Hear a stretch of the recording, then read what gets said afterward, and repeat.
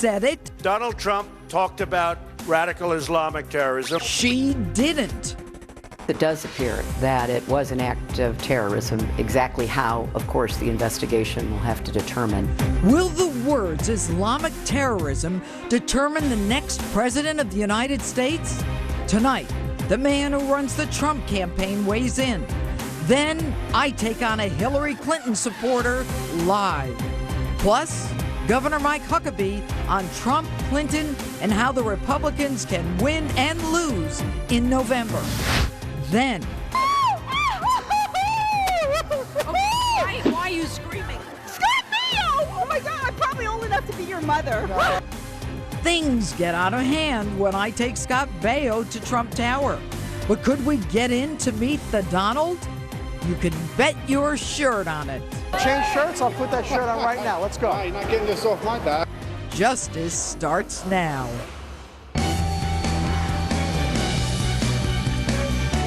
Hello and welcome to Justice. I'm Judge Jeanine Pirro. Thanks for being with us tonight. Now my opening statement. You know, there's only one person who can keep Americans safe.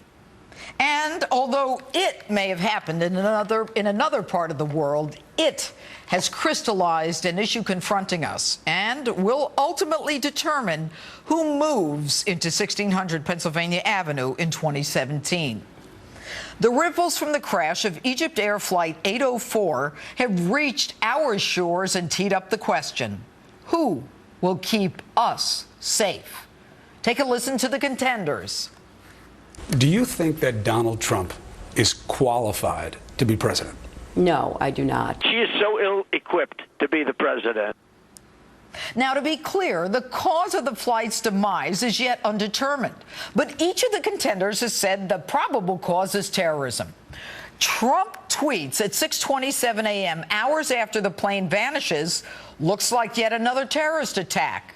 More than 7 hours after Trump's tweet, Hillary says it does appear that it was an act of terrorism. Now, I suspect the 7-hour or more than 7-hour difference reflects either Hillary's need to sleep late or to gauge the political winds. Now, economy is the #1 issue, terror #2. But I would venture a guess even more important than money for most is safety. So who will keep us safer? The polls, almost even a week ago, show most trust Donald Trump to do a better job than Hillary on terrorism. But each one of them says that we're safer with him or her. So where's the truth? Let's take a walk down memory lane, shall we? In spite of their protestations, the world is a more dangerous place since Barack Obama and Secretary of State Hillary Clinton came to power. The so-called Arab Spring, sold as a refreshing movement toward democracy, was nothing more than a volcanic eruption, leaving a vacuum that barbaric medieval Islamists ran to fill. Now, Madam Secretary, you cannot deny it was you who lobbied for the overthrow of Libyan President Gaddafi, creating a descent into chaos and a welcome mat to terrorists. It was you, Madam Secretary, who didn't protect Ambassador Chris Stevens, instead responding to your so-called friend's plea for more security by actually reducing his security. And it was you who left Americans at that consulate when the Brits left and the Red Cross left because everybody else knew it was too dangerous. It was you who lied about a video when you told your own daughter that same night that it was an al-Qaeda-like attack in Benghazi. And you have the audacity to say the parents of those killed are basically liars when they repeated what you said. But then again, you talk a big game about terrorism. Once again, shines a very bright light on the threats that we face from organized terror groups. ISIS, of course, but then there are other networks of terrorists that have to be hunted down and defeated. You're going to hunt them down? Hillary, how long do your hunts take? Who's been brought to justice in the attack in Benghazi? And your doublespeak for the last 7.5 years. When a shooter yells Allahu Akbar and kills Americans at Fort Hood, we're supposed to call it workplace violence. And after Benghazi, the word Islamic is removed from the term Islamic extremist because we don't want to inflame their anger, as if they don't already want to kill us. By the way, Hillary, why haven't you taken a clear position on the release of those 28 sealed pages in the 9/11 Commission report that discusses Saudi Arabia's role? Could it be because the Persian Gulf states, notorious for their own human rights violations, and their leaders reportedly donated as much as $100 million to your family's so-called charity? Question: why would these Arabs give money to the Clintons instead of helping those in their own countries? After all, Hillary, charity doesn't begin at the Clinton Foundation. It begins at home. And you're going to keep us safe? Your own State Department's refugee program can't even vet refugees coming here. And what's that? All those are only words? You have everyone so fearful of being called an Islamophobe that ordinary Americans didn't report suspicious deliveries at the home of the Islamic terrorists who killed 14 in San Bernardino. And you're going to keep us safe, Hillary? Hell, you can't even keep top secret intelligence on your BlackBerry without Russia, China, and a Romanian hacker accessing it. So how can you keep us safe when you speak a different language from ordinary Americans? How can you keep us safe when you can't even say who the enemy is? It's not violent extremists. It's not terrorists. It's Islamic extremists. It's Islamic terrorists. And you can't mouth the words. Say it. Say it. But you won't. This isn't a parlor game, and not one for the faint of heart. So go back to bed, Hillary. There's someone else who's going to protect us.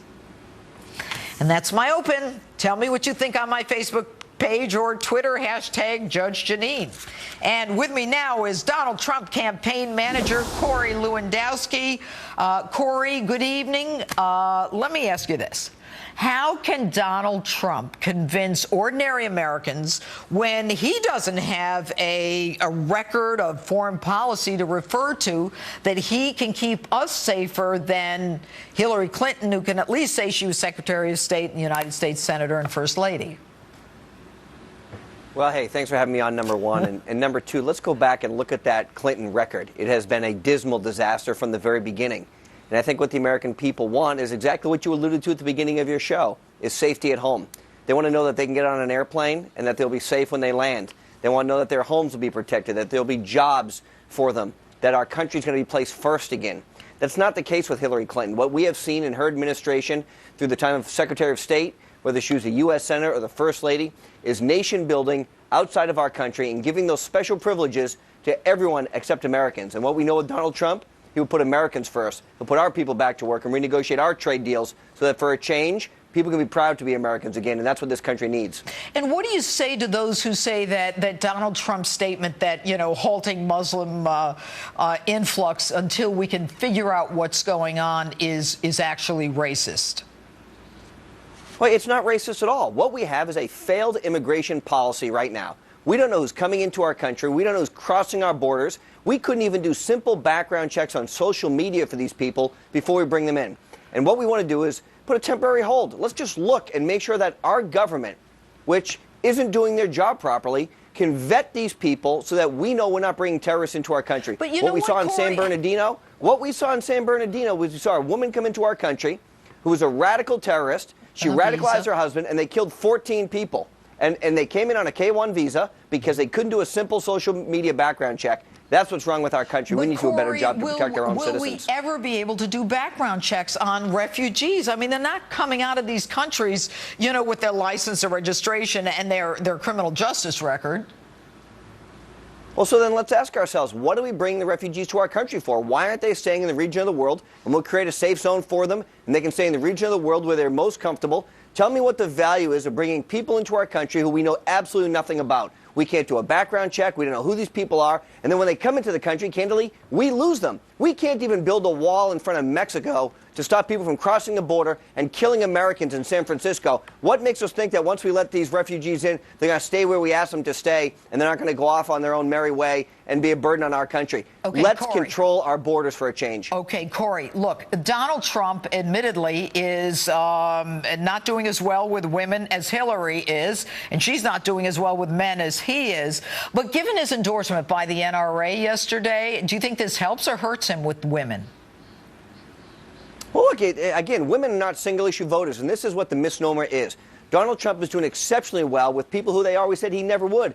In the last poll that came out, he has a 10-point lead amongst Hispanics over Hillary Clinton. They said originally he would never have that lead. He's now leading her by 10 points. And what women want, in my opinion, and you're one judge, you know better than I do, is they want safety for their homeland. They want safety for their families. They want to make sure they have good-paying jobs. They want to make sure they can take care of their families. They're not single-issue voters, so this notion that Donald Trump doesn't do well with women is crazy. 30 years ago, when he started building his business, you know he put women in the highest positions possible, and they still run those businesses today. Okay, look, a Fox News poll we have shows that with women, Clinton's 50%, Trump's 36%, men 33% for Clinton, and men 55% for Trump. So Hillary's got 14 points up on women than Donald does. You know, so that's the latest poll that we have from Fox. Yeah, but we also have the polls that show that he does unbelievably well with African Americans, that he does unbelievably well with Hispanics. He is bringing everyone together. And don't forget, he has been the presumptive nominee for exactly 2 weeks. We haven't even started on Hillary Clinton yet. She has a failed record as Secretary of State, as U.S. Senator, and I think Donald Trump is going to highlight that failure, and it's going to bring those women to us because they want safety. All right. Now, as you know, I've been in 5 campaigns, and I know there's a lot of tensions in campaigns. There's a lot of excitement. There's a lot of competition. And recently we're hearing about some tensions in the Trump campaign. Now, Paul Manafort, is he now the chairman of the campaign? And how does that affect your role and what's going on in the campaign? Sure. So this is typical media, want to hype something that isn't there. But let me tell you what's going on. Our campaign has 70 people on a total running a presidential campaign. Hillary Clinton's campaign has 732 people in it. So we're small, we're tight-knit, we're working very well together, and we're going to continue to grow and bring more people in. But you also have to look at the mindset. Is what we can accomplish with a small group is the mindset that our government needs. Look at the amount of money that our campaign has spent compared to Hillary Clinton. She spent $182 million. We've spent $60 million, a third of what she has spent, and candidly, we're doing much better. Millions of more votes than anybody else in the Republican field Donald Trump has gotten. What you have to do in scenarios like this is you bring people in. What's your title on the campaign? I'm the campaign manager, and that's not going to change. I'm the campaign manager, and it's such a privilege. Campaign manager. Thanks for being with us tonight. Thanks, Judge. All right.